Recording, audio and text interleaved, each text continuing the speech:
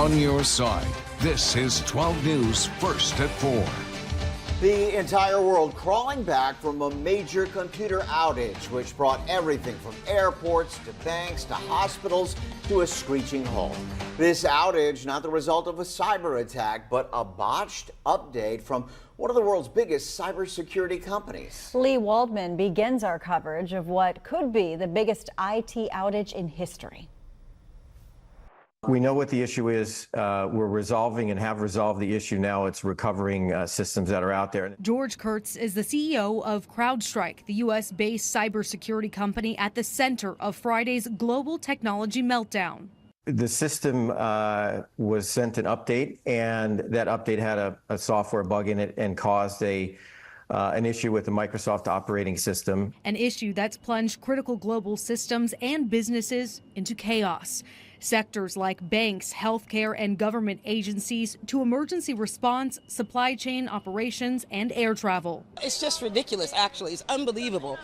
I tried checking in at the kiosk and I'm like, okay, there's nothing. And the U.S. major carriers like Delta, United, and American Airlines and others have experienced hundreds of cancellations and delays Friday. Carriers in Europe, Asia, and the Middle East are reporting the same. CrowdStrike says progress is being made, but in a number of cases, it requires a painstakingly slow manual system reboot. We are working with each and every customer to make sure that we can bring them back online. A process that could take hours or days, time that many travelers don't have. It's just terrible.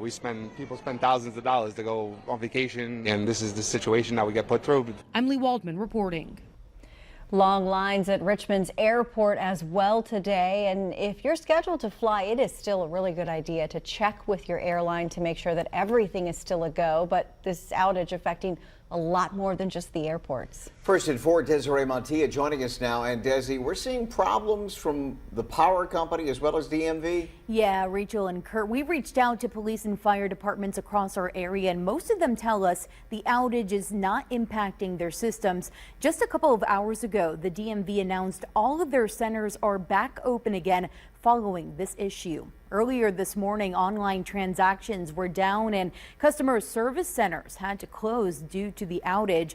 Dozens drove in to get their errands done at this DMV center in Chesterfield and were met with a sign telling them they were closed because of this outage. We spoke to Jeanette Dodson, one of the many trying to get their driver's license renewed, but will now have to wait.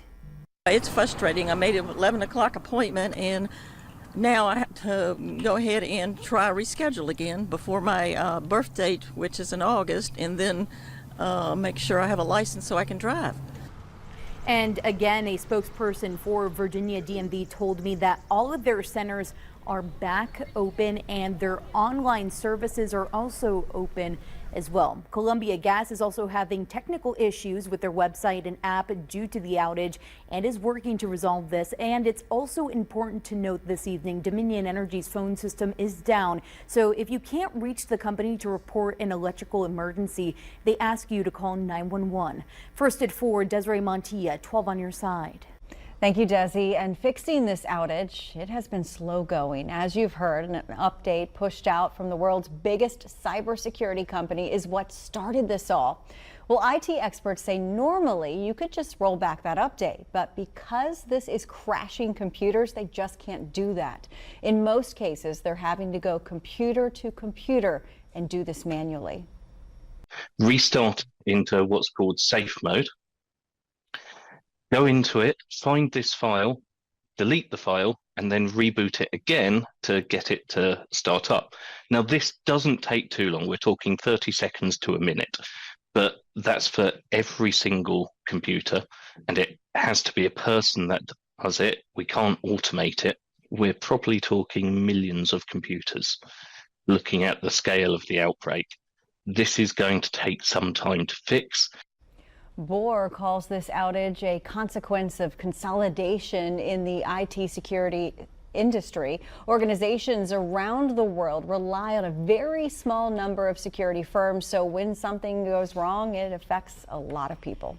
And as you might imagine, CrowdStrike stock not faring very well after today's outage, falling nearly 12%. And It was one of the factors that dragged down Wall Street today. This is a live look at the board. The Dow in the red all day, falling at one point more than 400 points, down to 377 right now, but recovering a little as we reach the end of the day.